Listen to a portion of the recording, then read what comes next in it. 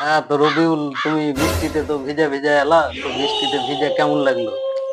আর কেমন লাগবে মা, বৃষ্টিতে তো ভিজা ভিজা এলাম।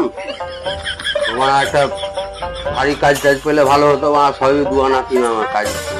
পাবা আজকে না হলে কালকে পাবা বাড়ি কাজ, তাতে কি হলো? তো ভাবছি রবিউল একটা কথা বলবো, বলো। একটা ধান্দা করবো। ধান্দা করবা? এত ভালো কথা, ধান্দা করো। ধান্দা করবা তো এতগুলো মাগি কোথা থেকে পাবা? এই বোকাচোদা, বোকাচোদাকে মেরেই দিব। কিসের ধান্দার কথা বলেছি?